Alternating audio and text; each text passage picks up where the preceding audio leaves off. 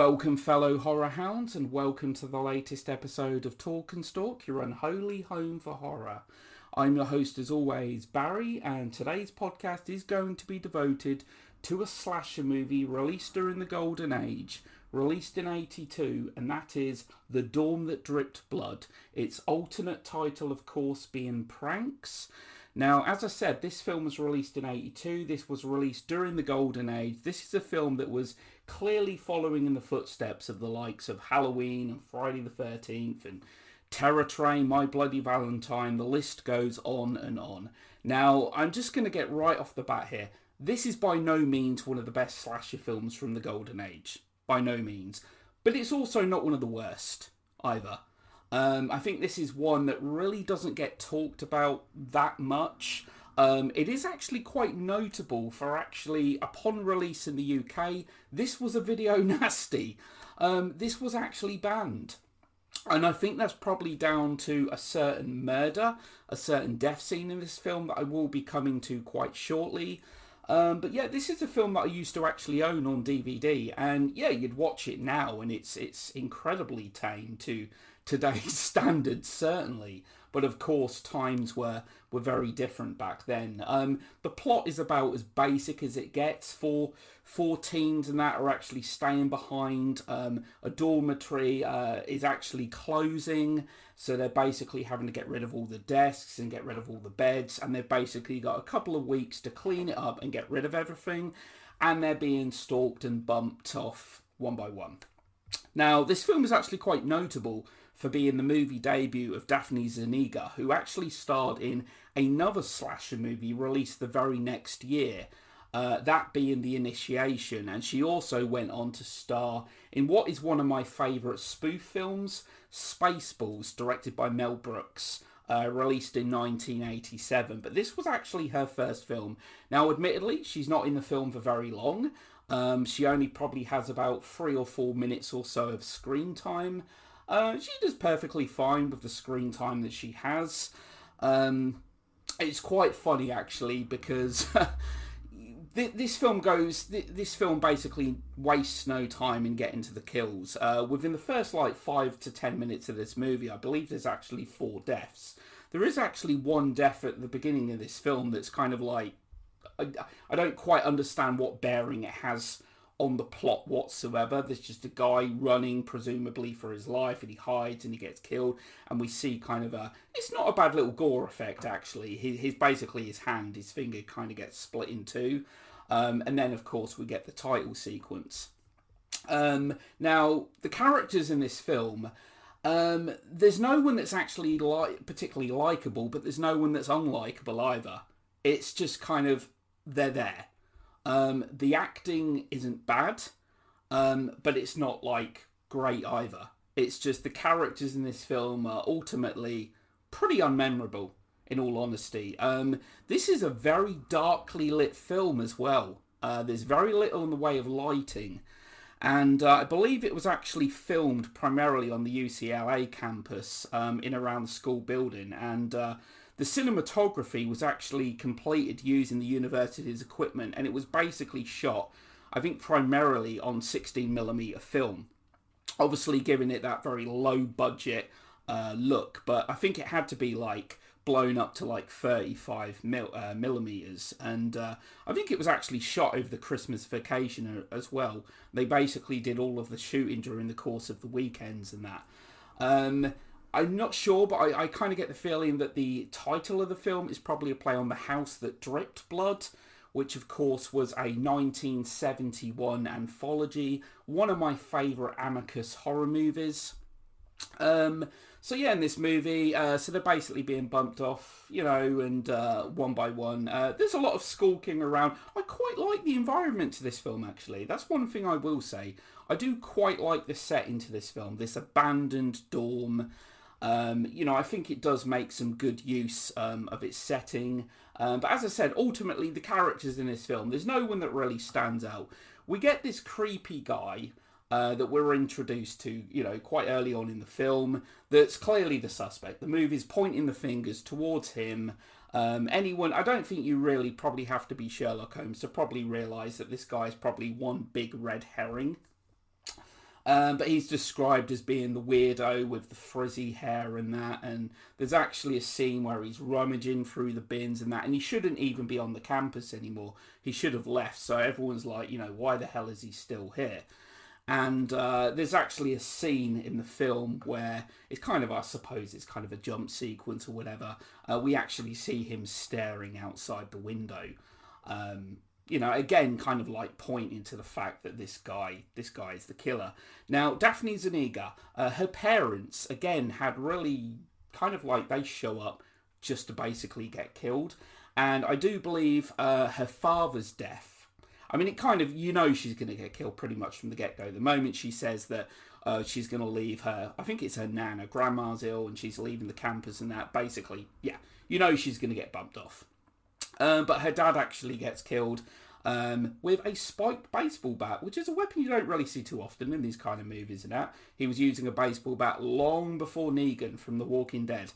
And he gets bashed quite a few times in the side of the face with the bat and that. I believe that might have actually been one of the sequences that was actually kind of trimmed down, cut down a bit when it was released in the UK. I believe there was probably a lot less hits because he does get hit quite a few times. And there's with some of the death scenes in this film, we get a very, very psycho-esque to kind of accompany each kill. And what you do actually, because even though we kind of get the fact of the movie's very much pointing its finger at this guy, we don't see the killer. You see the feet wearing trainers, you see the hands, but you never actually get a look at the killer, which is going to bring me on to a point a little later, actually. And her mother, Daphne Zuniga's mother, actually gets garroted.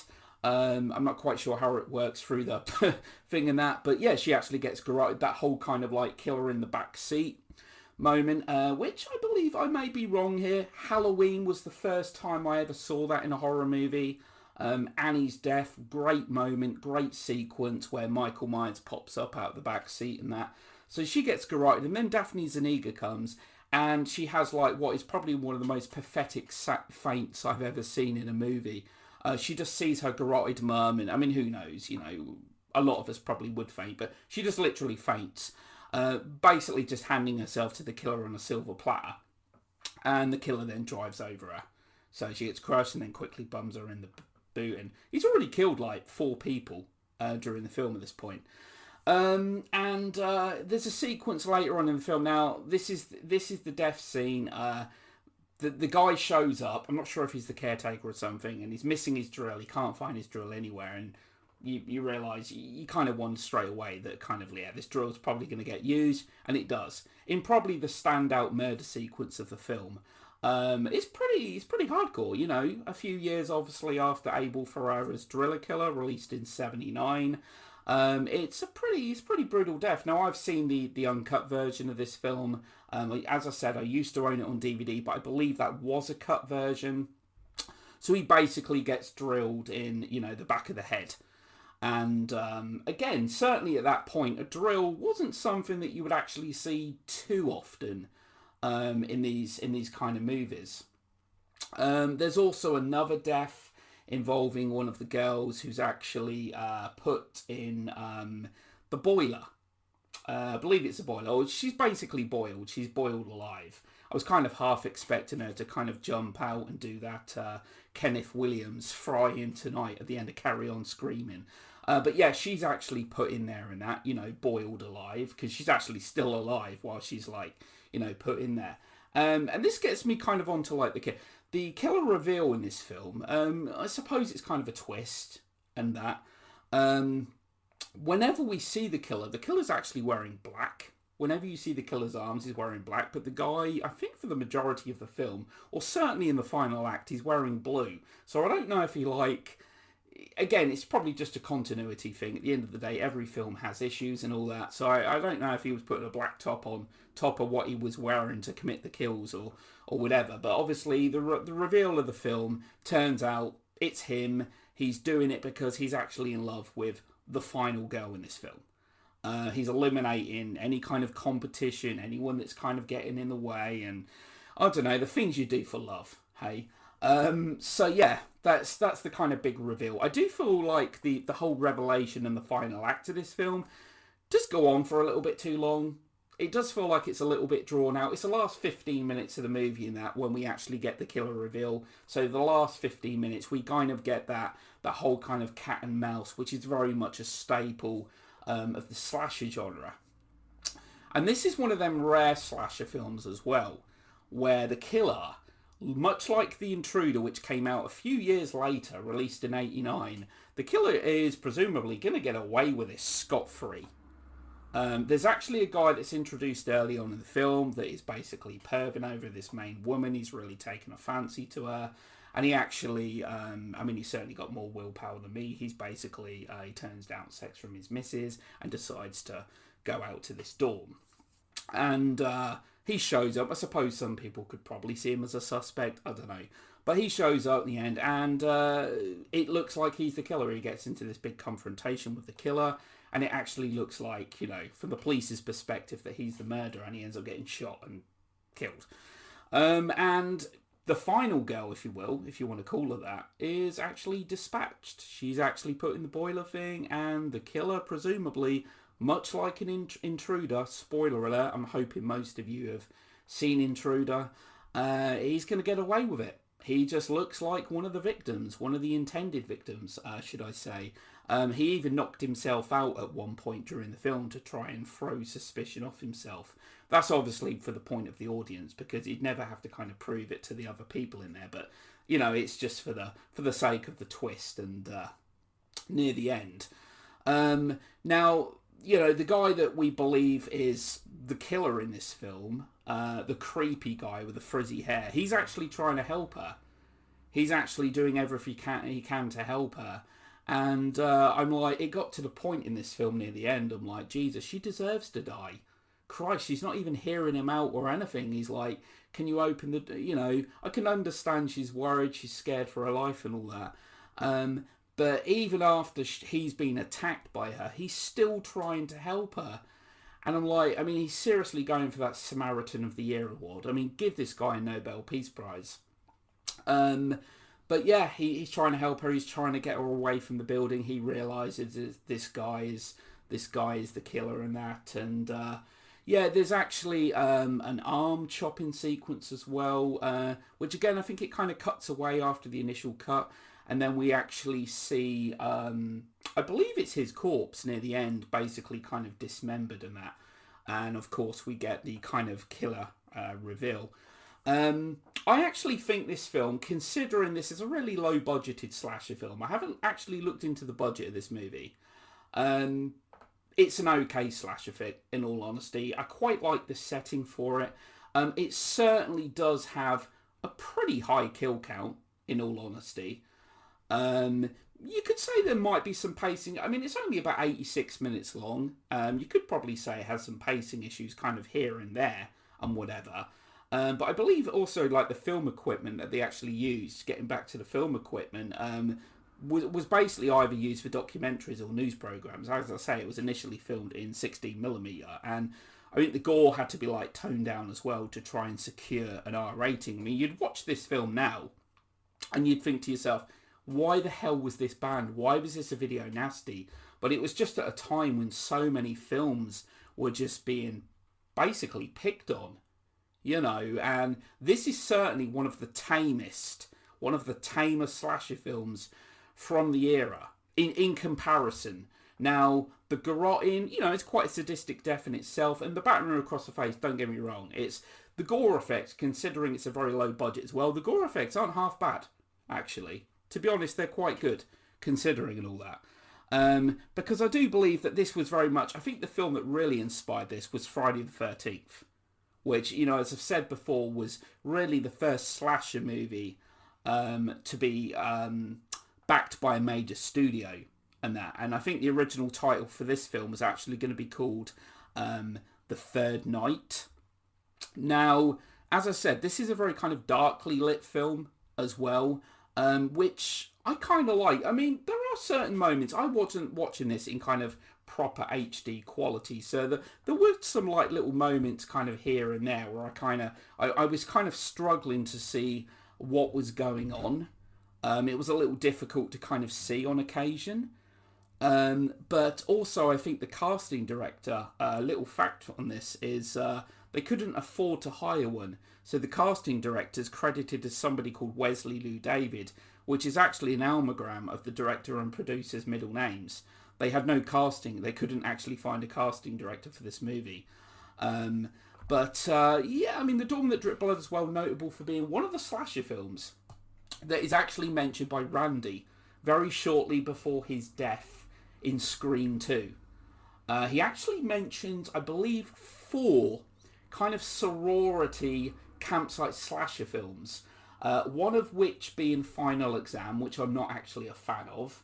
The House on Sorority Row, which is actually the best of the bunch, hands down to me, of the 4 that he mentions. I'm pretty certain he mentions Graduation Day as well, released in 81, and he actually mentions this one, The Dawn That Dripped Blood. Otherwise, I've always called it The Dawn That Dripped Blood. Obviously, it does have an alternate title, like I said, as that being Pranks. So yeah, I think with this film overall, it's not a bad little slasher movie. It's not really trying to do anything new or anything like that. There's not really any noteworthy dialogue either, in all honesty. I mean, for example, there's a character very early on in the film, her boyfriend, his name's escaping me, and he goes off for a skiing trip. He has a little in the way of screen time in that, and she's not as serious into him as what he is to her. And I suppose, I don't know, you could probably look at it that maybe he could be a suspect or whatever. But yeah, it's an okay slasher flick. I don't really think like it has really kind of a huge amount going for it. As I said, I like the setting. I do like the setting. I always like them films that have a claustrophobic aspect to them. A sense of atmosphere and a sense of isolation. And this film does have a degree of that. Because basically they're supposed to be the last people in this dorm, and yeah. I mean, there's actually a moment, again, kind of late on in the film, where there's a lot of... They're skulking around, and there's a power outage. And then one of the characters, I can't remember what character it is, it's one of the males who actually goes to check the elevator, and I'm like, why would you be doing that?